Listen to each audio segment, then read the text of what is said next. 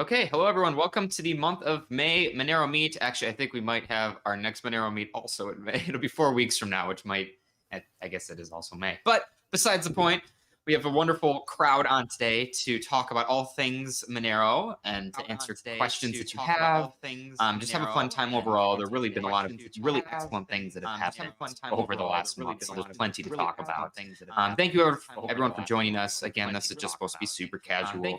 Let's go around the room and say who is here. Of course, you have myself, Justin. I'm a Monero space person, I guess. I don't know, do random Monero things. It's been around for a while.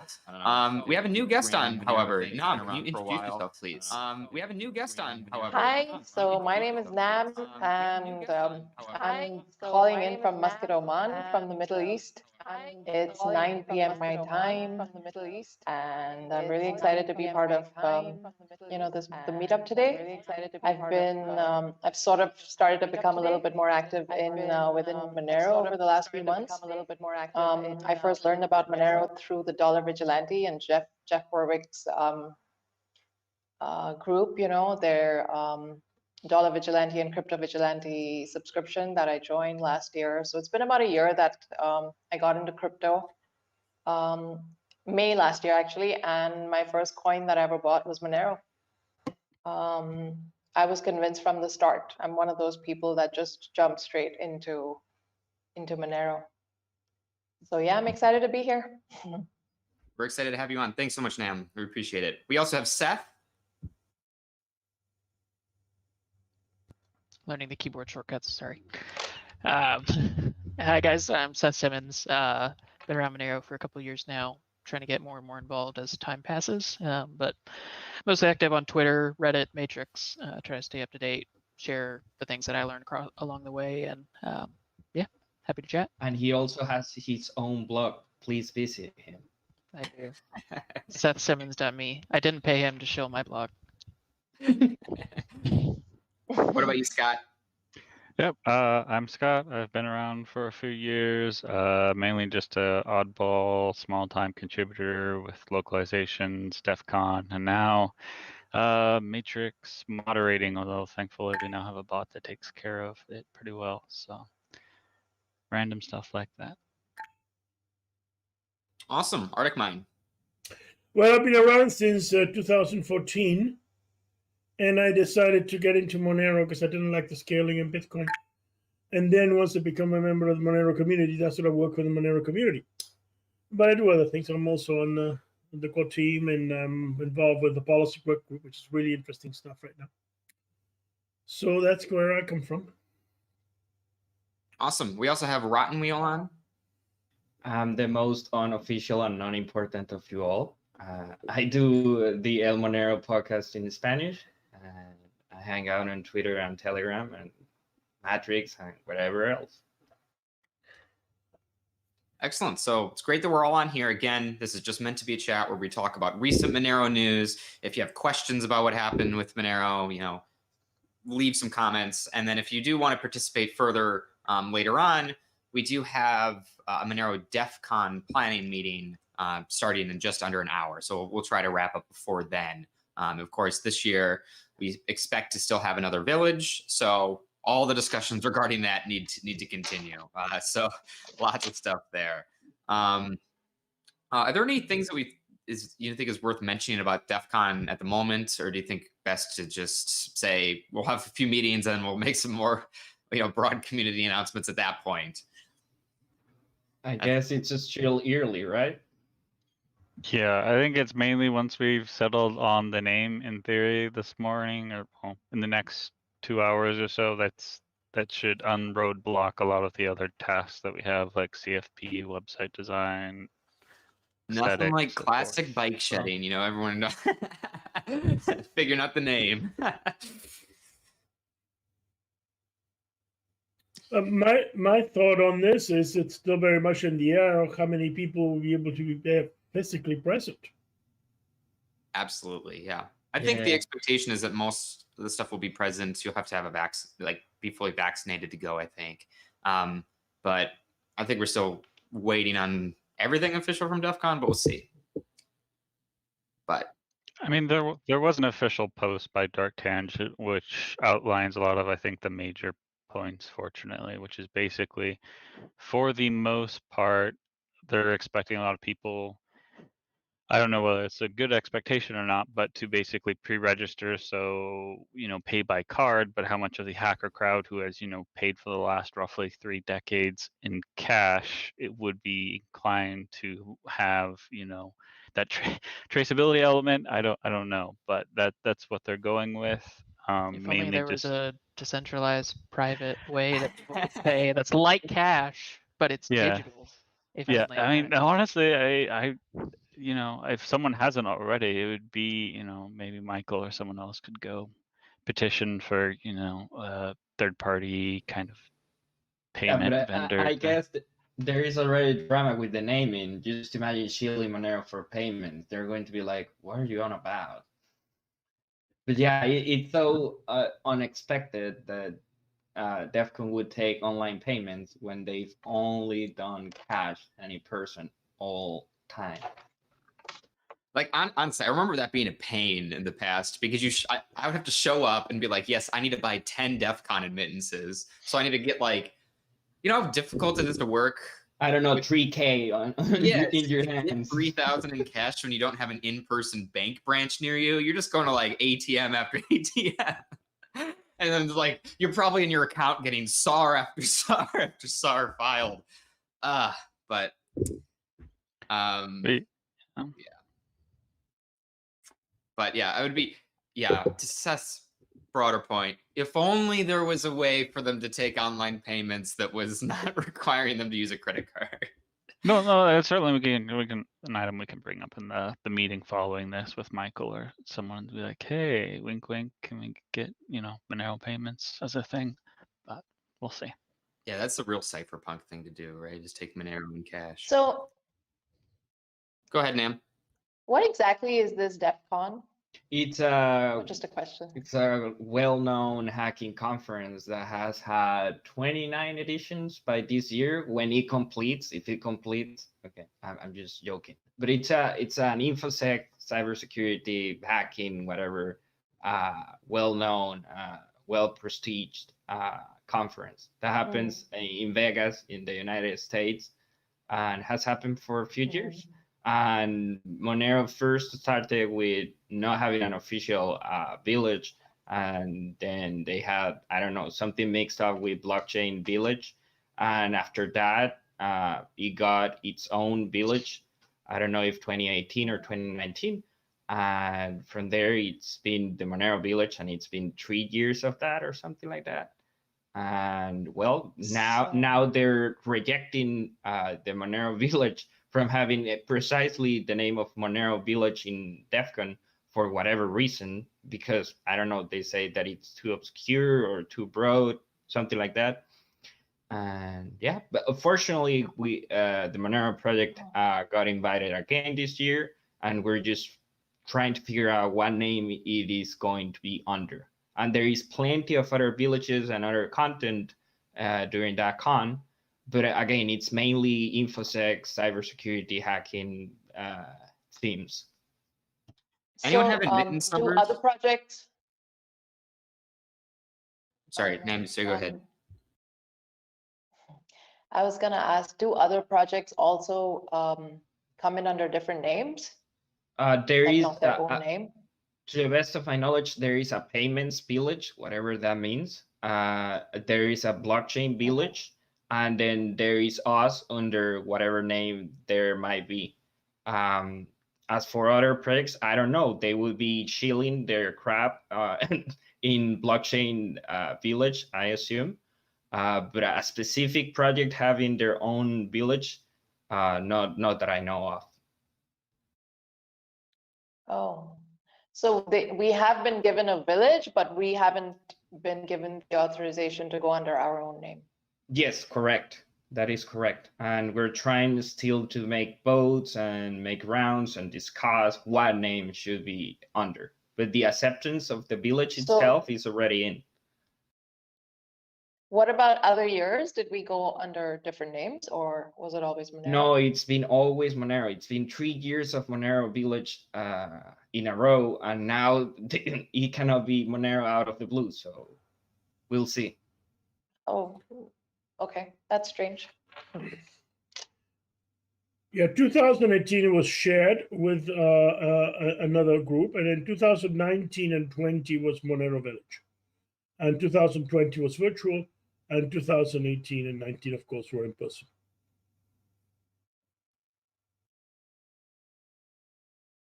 I'm finding it a bit strange that they would ask us to, go under a different name, but I don't know what you guys feel about this. Yeah, it's weird. I don't like it one bit, but it is what it is. What can we do? I mean, to be fair, I think it's kind of an opportunity, and I understand because it's like a singular entity Monero. I've always found it like really weird that we were able to get by for several years under just Monero Village rather than some more general concept like the villages typically are. So you have like lock picking village or car hacking village. So I mean, I personally think it's kind of an opportunity to force us to broaden kind of the topics we cover, because I think personally, at least between like if once we get back to doing Conferenco kind of on a more regular annual basis, I know kind of COVID screwed up Conferenco plans for this year, but both of those conferences are kind of back to back, because I think Defcon's in August, and then you have Conferenco, which is in like June, July-ish. Yeah. I think it was the first one. I don't remember the exact dates, but you have like two conferences that have like a decent block of time where you're trying to come up with or get talks and that sort of thing, workshops from a bunch of people for two different things with large time blocks that both happen in 3 months. So there's not necessarily a lot of cool down for there to be, new cool stuff that the MRL is talking about, or, other academics or that kind of thing. So I think it has its perks. And also in that Monero community is not known to be shills, I don't think, within the broader cryptocurrency sphere. So we have an opportunity to kind of to both acknowledge that the cryptocurrency space is pretty crappy, generally speaking. I think most people here would agree that majority of people, no one really needs like a dentist coin or that kind of mentality. So there is also at the same time critical kind of practicality in having something that has the privacy properties like Monero. And so we can, as village staff, we can kind of prevent the dentist coins or DentaCoin, whatever, I forget, it's been a while, whatever is called, from necessarily putting a bad influence upon kind of the hacker community, as it were. So there are So pros what and name cons, were we but I think considering overall going it's for the under? best. But Well, you should show up at the meeting in 45 minutes and see. We Oh, basically okay. it's not our place to say specifically, but we'll be having some conversations. There's maybe a few names thrown back and Excuse forth, me, each with their own Scott? pros and cons. But Scott, did you just say that DentaCoin is not the future? Because I have 3 trillion DentaCoins, and I feel pretty offended by that comment. I mean, you're welcome to find it, because I will take them for anyone.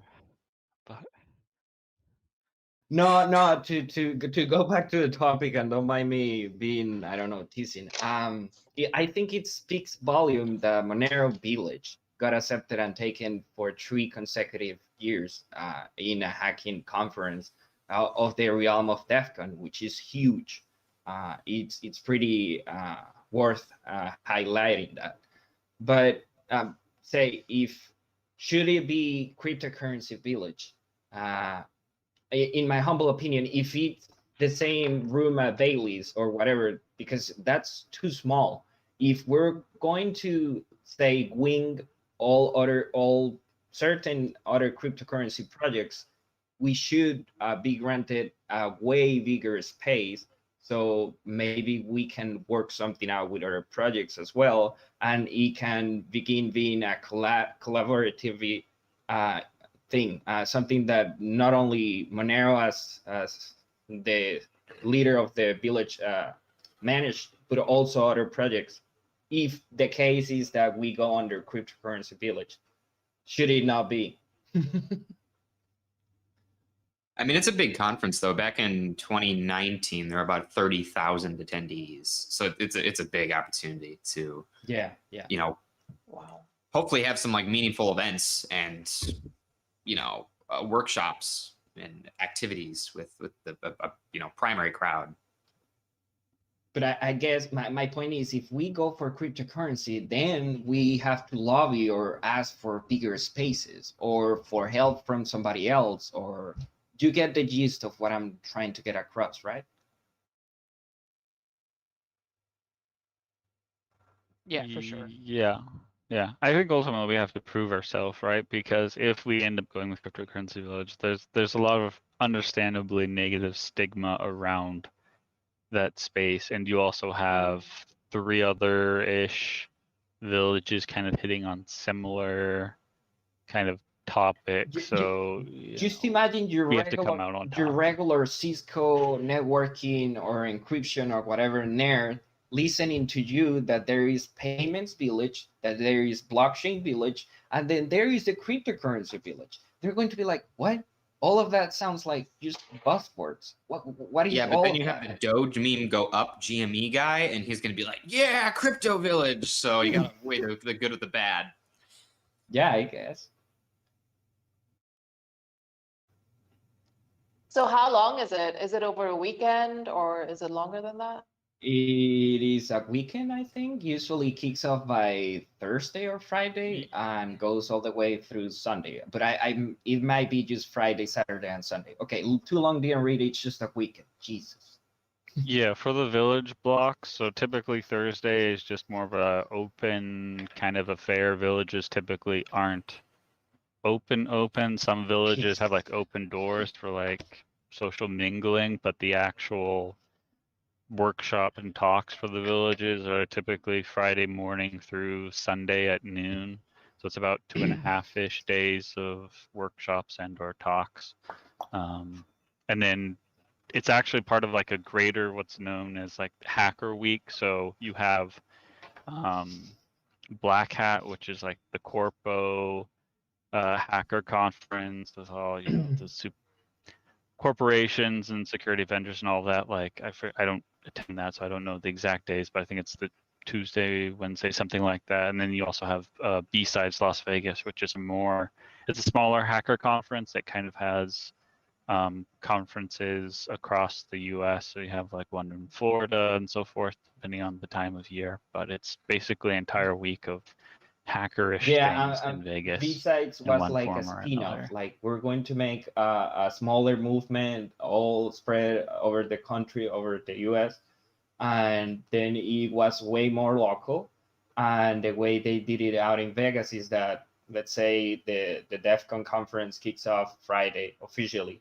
Then they do B-Sides Las Vegas, I don't know, Tuesday and Wednesday, or Wednesday and Thursday, or Tuesday, Wednesday, Thursday. So by the time it's over, then people hop off B-Sides Las Vegas and just go to Defcon.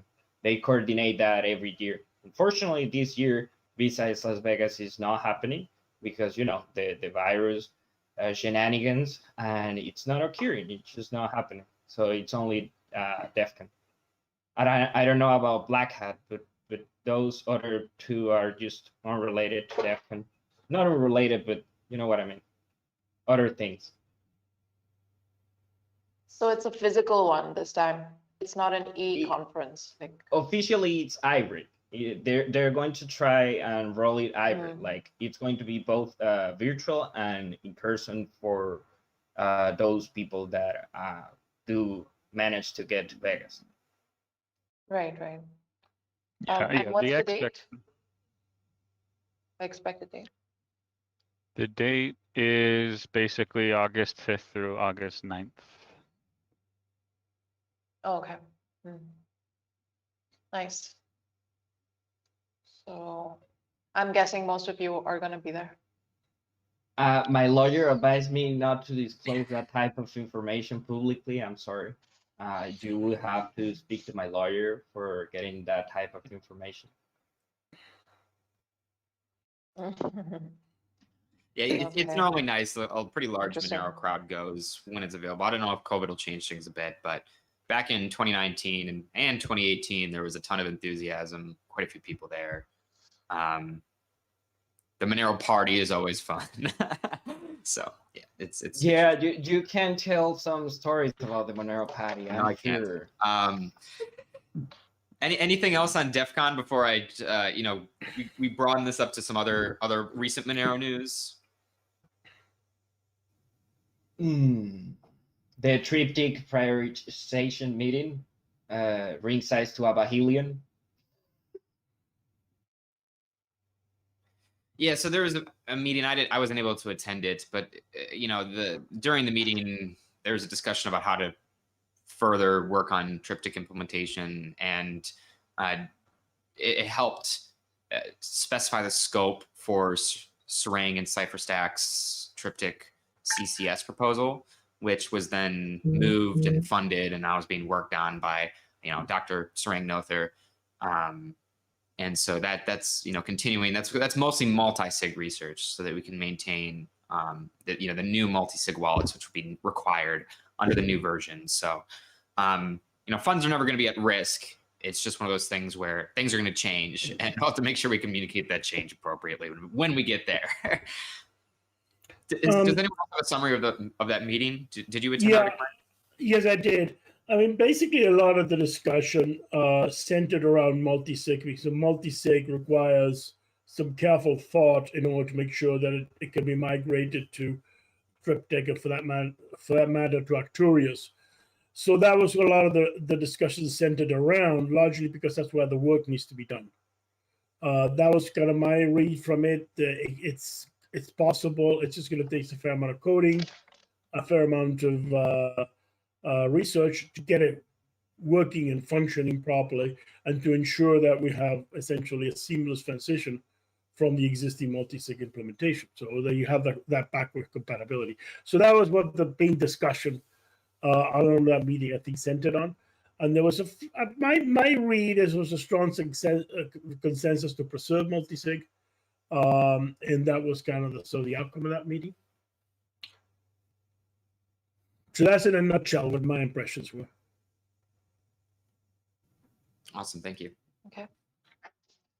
Yeah, I think I'll just mention it in case people don't know or have forgotten. Part of Triptych will be a migration, kind of how we migrated into Ring CT back in the day. And that was even before my time, so I've never done that. But when you first spend funds after we hard fork in Triptych, you will have to migrate your outputs to Triptych, and then they will be spent. So a little bit of weirdness there. And part of how multi-sig will work is it'll function the same way. You'll have to migrate outputs before you can spend them under multi-sig. But yeah, I think the Havano decks becoming a big priority helped to drive multi-sig as a focus of research, since that was a little bit, it wasn't going to be dropped per se, but it was very much not a focus. And there were thoughts and discussions around just proceeding with Triptych, even if multi-sig didn't work at launch, because I don't know of much multi-sig usage in Monero at the moment. But I think Havano helped to kind of drive at least the community side's focus on multi-sig. I'm sure there are like exchanges, that kind of thing, that use multi-sig that just aren't involved in the community. But I think it was a good reorientation of priorities, and we'll make sure that multi-sig is functional in one way or another before we go to Triptych, and that it may even mean we don't go to Triptych and we go to something else if it's not possible somehow with Triptych. But at the moment it looks good, it looks possible, and should be the next step. I was promised ring size of $1 If you don't give me ring size of $1 I'm going to sue you. It'll be 128. Someone asked the question, is the migration time sensitive? I want to be very, very clear, because in the cryptocurrency space, you get a bunch of crazy stuff that pops out of nowhere. No, it is not time sensitive. If you don't move funds for the next 5 years, you will still be able to move them in the future. We're not burning funds. So So but I guess this shouldn't be called a network upgrade. We're bringing it up again another hard fork, right? Because we're like breaking the order, as you say. We need to send the transactions again off of that wallet in order for it to be Triptych, right? I don't know what I don't quite know what you're getting at, but like the network is going to basically require you to spend current CLSAG outputs. Of course. Only into a new Triptych output. But you know that the past, I don't know, 2 or 3 hard forks, you didn't have to do that. It was good. It hasn't. We haven't needed But as Seth was highlighting, with Ring CT, you had to do it for it to be enforced. With Triptych, you're going to as well. Are you following me now? So now we need to move the funds. Be it like it's in 5 years or 10 years, but we need to do it to get the Triptych. But there's no time gate to do Right, it. right, You right. lose funds if you don't do it. Just like you could have a pre-Ring CT output right now, and you could migrate it to CLSAG and then spend it. It'll be the same with you have a CLSAG input that's 25 years old, 25 years down the line. You just migrate it to a Right. Triptych How does- output and then spend Okay. Yeah, I mean, the How does that analogy. impact? Sorry. Oh, go ahead. Go ahead.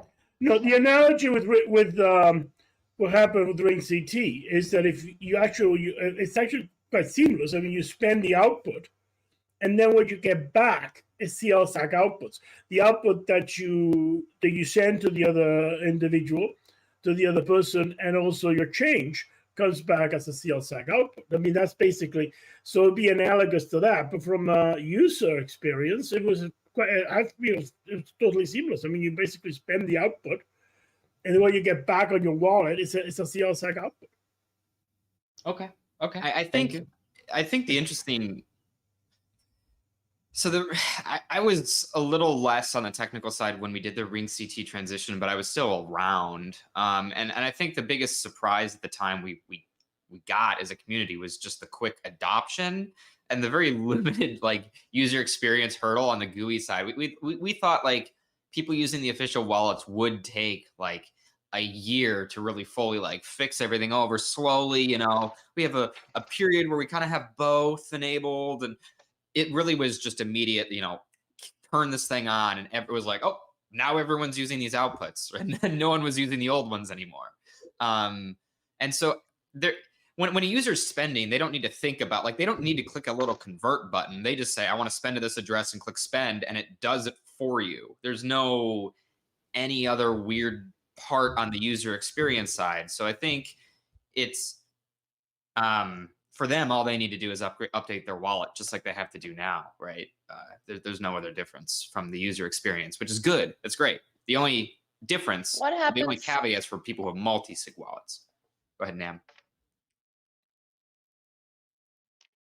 What happens when you have the official, GUI wallet connected to a hardware wallet, like a Trezor T?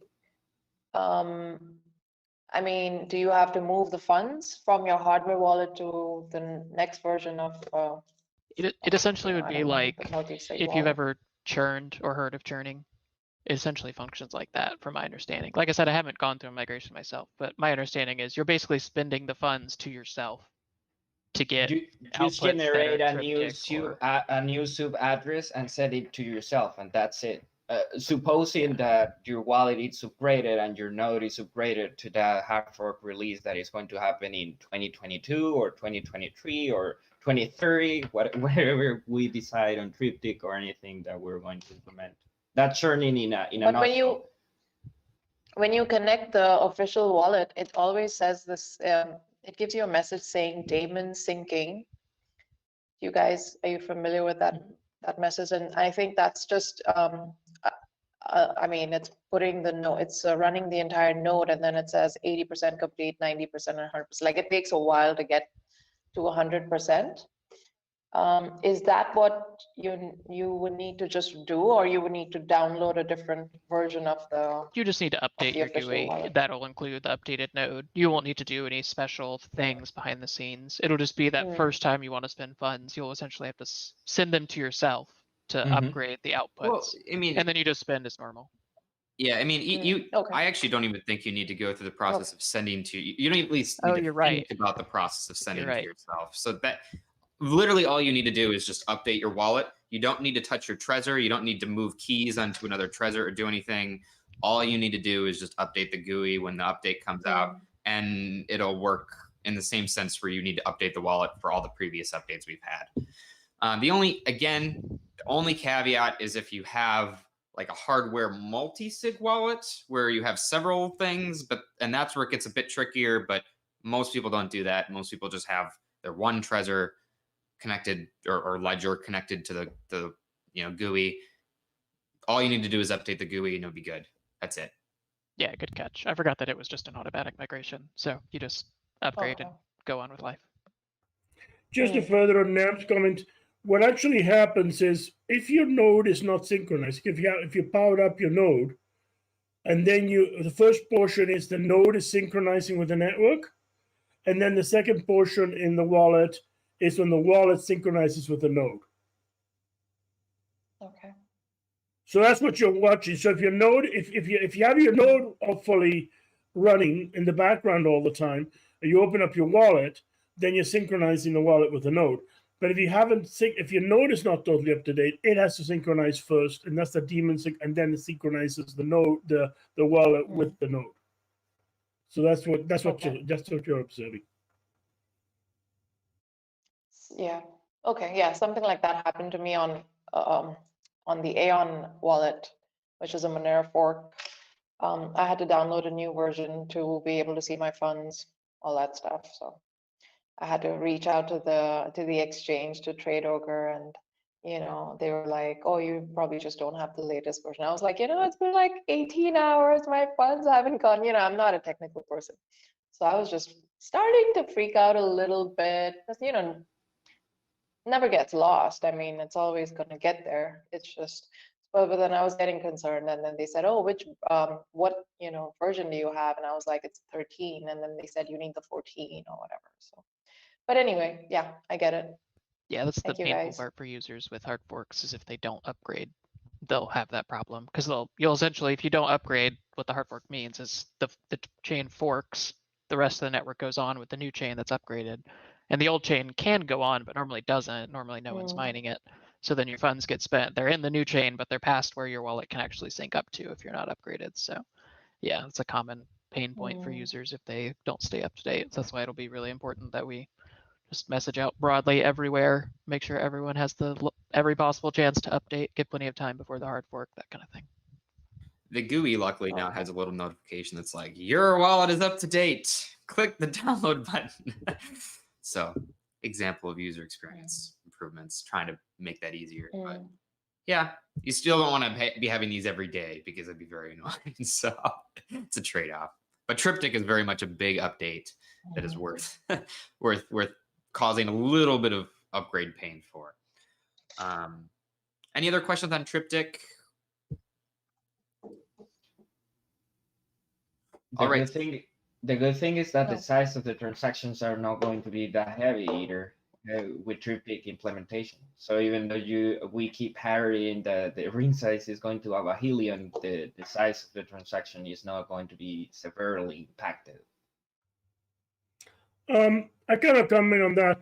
When I looked at the transaction size and where Triptych is likely to lie, basically, as far as fees are concerned, the what we call the reference transaction size, we can keep it at 3,000 bytes, which then would allow for a ring size increase before Triptych.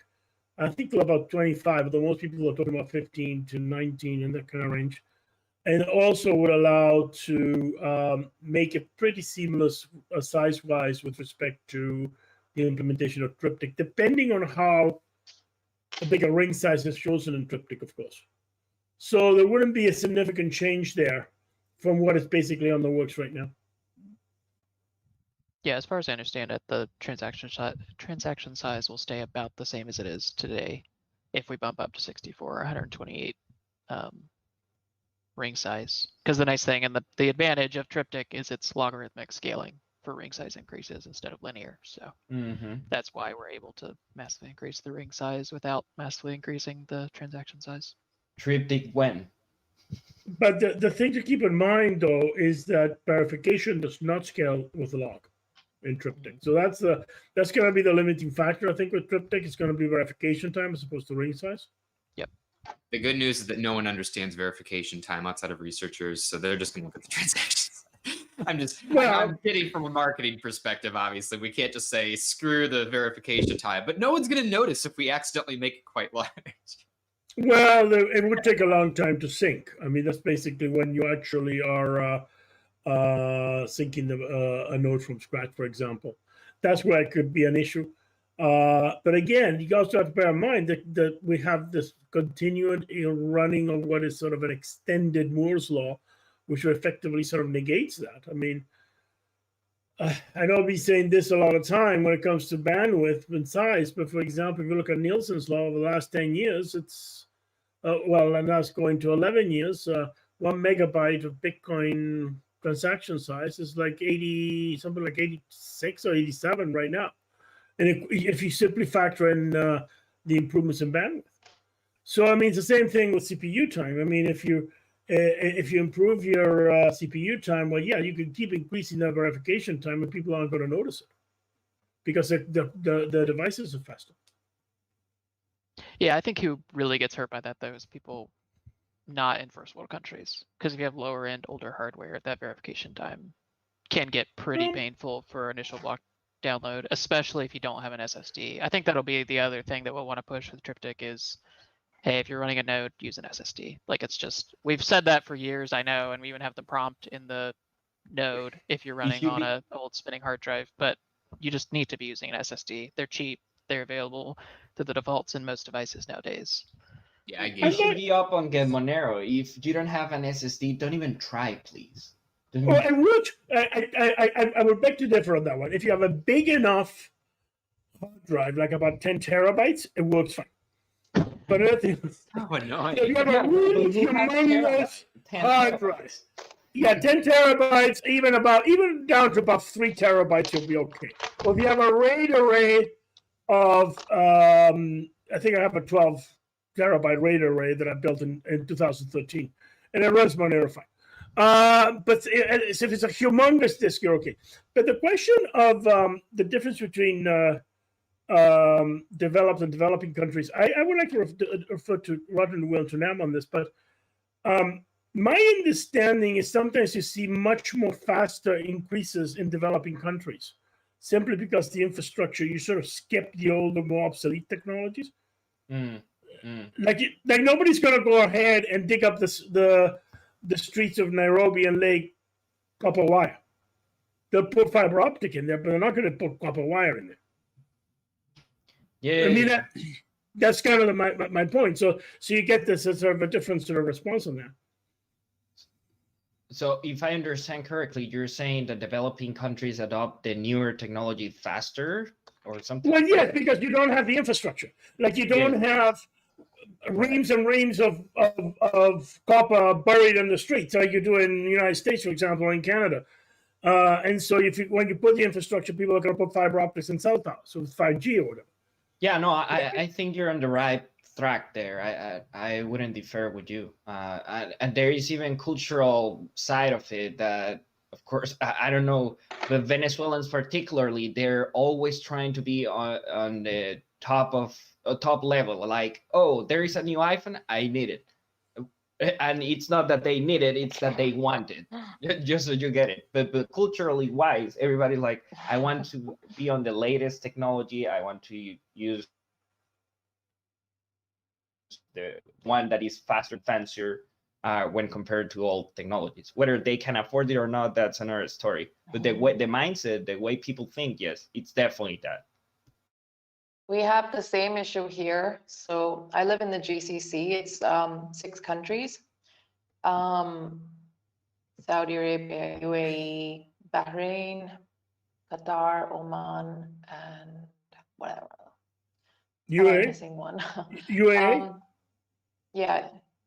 UAE, Oman, Bahrain, Qatar, Saudi. I know I'm missing one. Kuwait? Or maybe it's 5. Kuwait?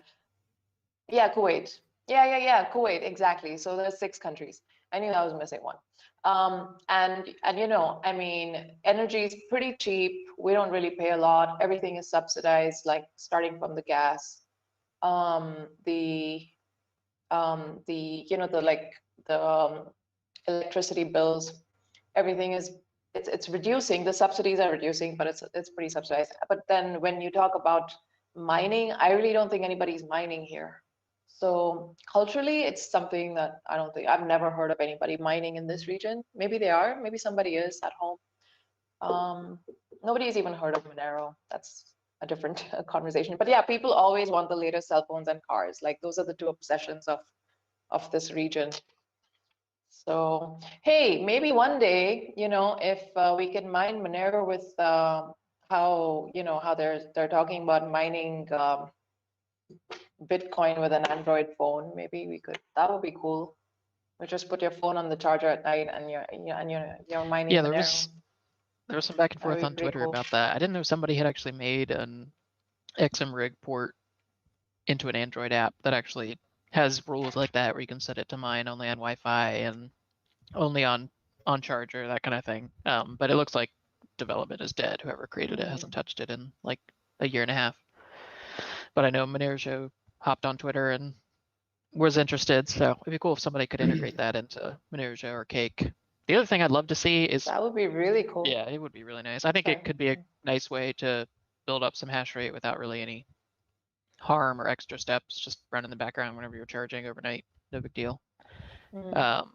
The other thing I'd like to see in both Cake and Monero, just off topic, is some sort of background or automatic syncing like overnight when on Wi-Fi and on the charger. Because that's one pain point when you're using a mobile wallet, is if you haven't synced in like a week or two, it can take a while. So like if you're out somewhere and you try to spend, you could have to wait 5, 6, 7 minutes for your wallet to sync before you can actually spend anything. So it'd be cool to have some background syncing as a priority in mobile apps. So if it's not an intrusive question, what do you guys spend Monero on in like living in the US on a day-to-day basis? Like what would you do? Do you have businesses that you know, that make it easy for you to spend Monero? I don't have a lot of like in-person ways to spend Monero yet. Always trying to talk to merchants, especially like small businesses, that kind of thing, to see if it's an option or they're interested. There's not really many chances there. I mean, the main ways I'm spending it is online. Donations, buying things, paying for services. There's quite a few privacy preserving services, especially, that accept Monero, and I feel like it's snowballing to more and more and more. But in person, yeah, nothing really yet. I mean, I couldn't even Speaking spend of, Bitcoin, much less Monero. No one takes cryptocurrency at all. right. My thought Speaking to of- answer, sorry. Go ahead. My thought to answer that question, I'm in Canada, by the way, and one area where I really found it very beneficial is over a credit card, is when I'm buying things in the United States. Because what happens with, like I bought a cell phone from a company in privacy preserving purism, and I ordered one of their phones, and if I pay with a credit card, people don't realize this, and it happens all over the world. There is a 5% spread on the forex exchange that credit card companies add on, and that's over and above what the merchant pays. So, for example, if I went to United Arab Emirates and used my Canadian credit card, I'd probably pay about 5 to 7% because they'll split the currency first into US dollars, etc. And then same thing going to Europe. I mean, you pay like 5% on there. If you use cryptocurrency, you're going to cut that down to less than 1%. So as a Canadian, buying things in the United States is one area where actually cryptocurrency was very beneficial. And I have bought with Monero in the United States. And when it was possible back in 2012, 2013, I bought with Bitcoin in the United States. And again, the same thing, that you avoid these big surcharges the credit card companies put on exchange rates when you're using it in a different country. So that's a big plus that I've noticed with that myself. Now, again, going back to what Justin was saying, when I drove my truck to a Monero event in San Francisco, it turns out that if I bought gas with a credit card in the United States, it was a 3% more for paying with a credit card. And on top of that, the 5% spread between the Canadian and US dollars. And so I was actually ahead just carrying cash to pay for gas. Mhm. So anyway, sort of answering your question, but yeah. So there are services you can use, especially online. Almost And definitely. I wanted to know if you guys have a recommendation for a VPN service that is that accepts Monero and that that works well. in That's actually a different good point. countries. And I'll have Do you have Seth comment good on this reviews? more, but Techlore is like a VPN review, entity. They have open guidelines and stuff, and they've actually started including for their highest privacy score a requirement that you can either pay for the VPN with either Monero or like a prepaid gift card or something, which I have done before in high school. But that was my intro to anonymous payments. Was before I knew Monero existed, going to Walmart, buying a prepaid or buying a Walmart gift card and using that to pay for a VPN. So they should have a list of who accepts Monero. It's not that you're familiar with, any in particular. Yeah. I posted the list in the Monero Space Matrix channel as well. But Techlore does a really cool. They do a really good job of reviewing VPNs and giving a lot of specific scores for different aspects. And like you said, one of the new ones that they've started doing, I think because of Justin, is how you can actually pay for it. And two of the main ones I'd say would be iVPN is one that's supported Monero for a while, and I know Fluffy Pony said that he uses it. I've heard really good things, and that's the second highest scored VPN service by Techlore. And they accept Monero directly. They don't require anything except an email, I think, as well. You could always use a one-time email service, that kind of thing, if you don't want to link to your. Speaking of VPNs, there is a website that takes Monero and Bitcoin for payments, and it's not iVPN, but it's Mullvad. I'm going to post you the link in the chat. So you Well, can share if you Mullvad want. directly do not take Monero, but someone is selling but Mullvad exactly, services. correct. Yeah, they basically sell you a Mullvad gift card for that. Right now, I use Proton VPN personally, but that's mainly just because I've been a Proton Mail user for a really long time. Man, I've been using Mullvad for a few days, and it's wonderful. It's fast. It's reliable. It's great. I definitely recommend Mullvad. But of course, since Fluffy Pony recommended iVPN and they take Monero, then let's go all iVPN. I think it's a really good idea. Whoever started doing the Mullvad gift cards for Monero, I think there could be some really good ways for people to earn Monero by just providing an arbitrage service. Essentially, like you're buying the gift cards and then selling them off, but you allow other people to pay for a service anonymously. I have no idea what the legal implications could be of that, so don't take that as like my legal blessing. I'm definitely not a lawyer. I have no idea how that works. So you're telling me, Seth, that was legal advice Yeah. and financial advice. Yeah, I think it's a good idea though, so it's cool to see. It's a bit of a loophole in the anti-money laundering laws, gift cards. If they're very liquid, they tend to fall through the cracks. That's an interesting one, especially companies like Apple.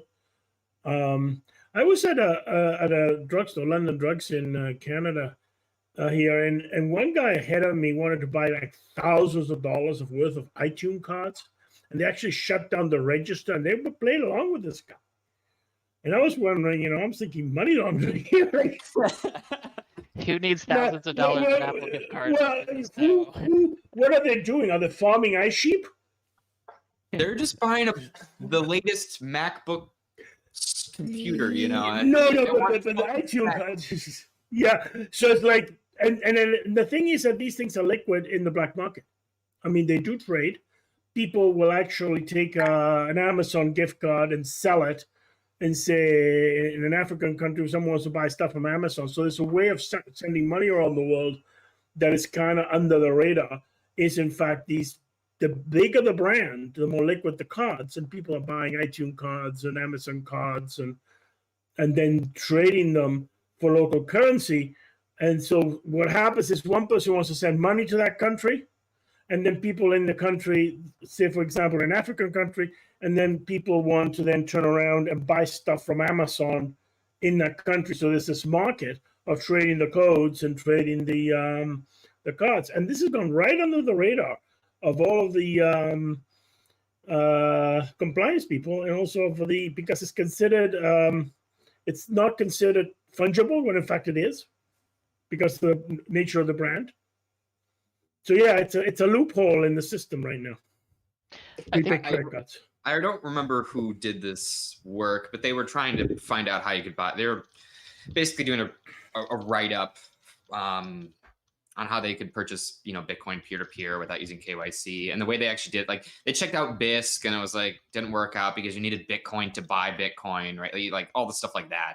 And so they ended up using RuneScape Gold, which it is against their terms of service to trade this, but apparently there's a large enough market for you to do like peer-to-peer exchanges of, RuneScape Gold for Bitcoin. It's kind of odd. There's very weird ways that people go out there. Gift cards obviously are a big part of that too. So one minor point I want to add there is there are services like coin cards specifically that accept Monero and will give you a gift card for Monero.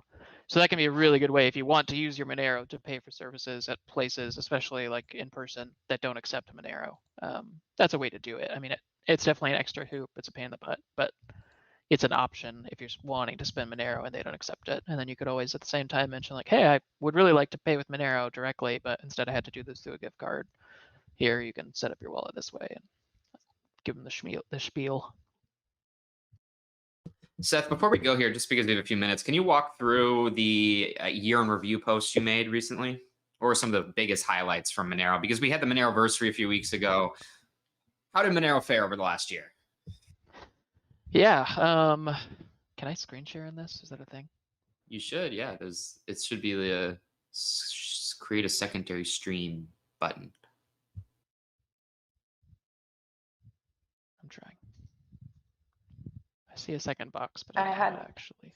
When you're done with that, and if we have enough time, I have a question to Seth as well about one of your tweets where you talked about Lightning Network and talking about, I think you mentioned something about how you need to reduce the fees on the Lightning Network. You would need, I think you were referring to like the fees on the layer 1 of Bitcoin. So I didn't get that. So yeah, I can walk through that. whenever, if we have time. I have no idea how to screen Okay, share, so I'll thanks. just walk through it and I'll share the link in Matrix. Okay. You can share it if you want in YouTube as well, Justin. It's also on the getmonero.org main site. It's a blog post up there as well for those who don't want to go to my site for some reason.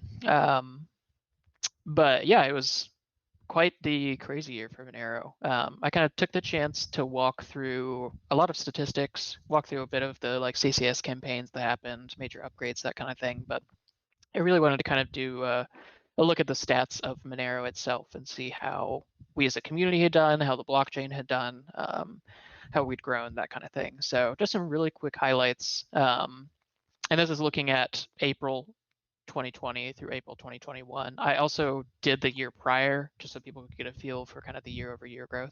So you can look at the year prior as well on the blog post. But I'll just go quickly through this last year. But some highlights were, we grew from about 10,000 transactions a day in April 2020. Over the year, we grew to being about 23,000 transactions per day. That has started to be more like 30 to 35,000 a day in the past few weeks. So really seen some great transactional growth. Obviously, the caveat with Monero, we can't figure out who's spending the money, who's doing things, if they're just sending to themselves, that kind of thing. So there could be TX spam that's part of that.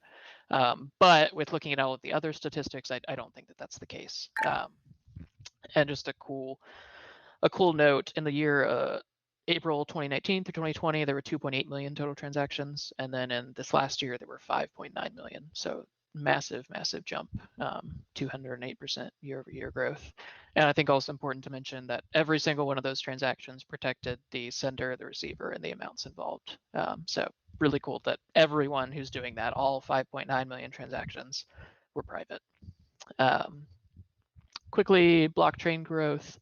Monero's blockchain grew about 13 gigs this year. Average transaction size was 2.4 kilobytes. Emissions. So I thought this was cool to just see the stat, but over this last year, Monero emitted 362,000 XMR. And over that same year, we dropped from about 1,200 XMR per day to about 750. So quite the emissions drop off as we're approaching tail emission over the next, I think 2022 is when tail emission kicks in. So cool to see how that's just steadily kept dropping over time. Inflation's kept dropping. Fees as well. So in this last year, Monero participants spent almost 2,000 Monero on fees, about 5 Monero in fees spent per day. And the average fee for transactions were 0.0003 XMR. And both those, almost all those numbers, well, so the per transaction fee dropped significantly between the year before and this last year, thankfully, mainly due to CL/SAG. But the total fees increased dramatically because of the dramatic increase in transactions, which is great to see that even with a reduced fee per person, we're increasing the fee subsidy overall, just because of the usage of Monero. It's kind of a key aspect of how Monero's fee market works, is that the more people use it, the lower the fees get for the individual user. And the last couple real quick ones, we grew from 1.2 gigahash per second to 2.3 gigahash per second in hash rate over the year. It was just a really steady climb, not a ton of big changes except for the one vulnerability that someone exploited in Azure to mine Monero. That was quite the network jump. But other than that, just a really steady growth over the year. We also broke through 100,000 known miners. I give more info on how that's gathered, but that's kind of the lower band for how many miners there are on the network, and we broke through the 100,000 number for the first time in our history, which is really cool to see. Past that, gained 43,000 subs on the main subreddit. We gained 70,000 followers on the main Twitter account.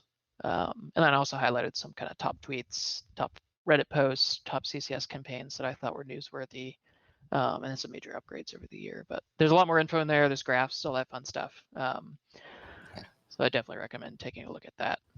Can you quickly address the Lightning Network question real quick here, and then I know the Defcon meeting is supposed to be starting this moment, so I'll be going back and forth. But thanks. Yeah, I can answer that real quick. So that was in reference to several people lately who have been mentioning that the fees in Bitcoin are just going to go up perpetually, and there'll always be more and more and more. And specifically, somebody who was on Monero Talk mentioned that fees would be so high that people would only be able to spend like billion-dollar transactions on Bitcoin, because the fees would be like $100,000 just to send any Bitcoin.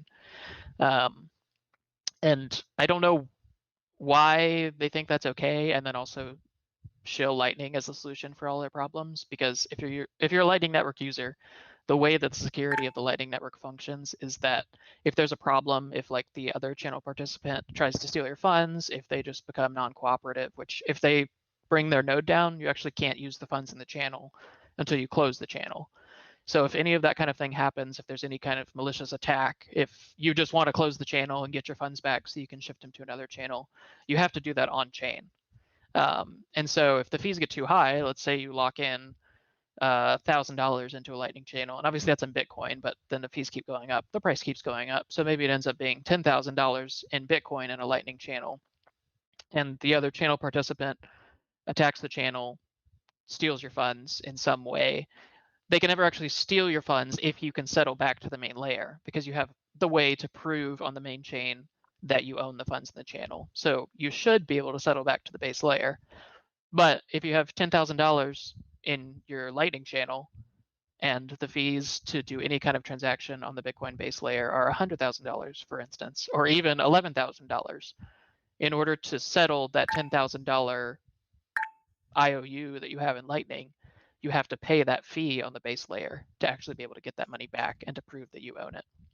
So it opens up lots and lots and lots of attack vectors, basically every attack vector that's available to any malicious actor on Lightning, because the only recourse you have in Lightning is to either go private, have a private node, private channels, or to settle back to the main chain to prove that you own the funds and to get the funds back. So if the fees get too high, you can't do that, and so Lightning just becomes completely unusable. There's a lot more nuance there. There's lots of research around it, but that's really kind of the basic functioning aspect of Lightning, is that it's only an IOU in Lightning, and the IOU is settled when you settle back to the base layer. So if something bad happens, you have to be able to settle back. And Yeah, thanks, Seth. I know that I had an added question. You said, oh, okay, I know, we have to finish. It just said that the security of the Lightning network or the two depends on cheap settlement at level 1. But anyway, it's I know, Justin, you said you have this meeting. We can close. You can also end the meet, and then we can just chat offline real yeah, quick. that sounds good. I could, Maybe I if can you do want, that if the two of you want to keep after. talking, that's obviously totally fine. But thanks everyone for joining this month's Monero Meet. We'll see you again in 4 weeks. So I guess we'll see you later this month. And the Monero Defcon meeting is also ongoing. That is in hashtag Monero-events, which is part of our Monero Matrix server. So please join there. I also linked how you can join the Monero Space channel, Monero-Space. We hope to see you all there. And obviously plenty of other things we still need to cover that went on in the Monero community that we didn't even get to today. So thanks everyone for joining. Again, thanks Nam for being here for the first time. Really appreciate it. And we'll see everyone else elsewhere. Everybody. Take care. Thanks for hopping on. Yeah. There is a meeting that we need to take care of. Goodbye.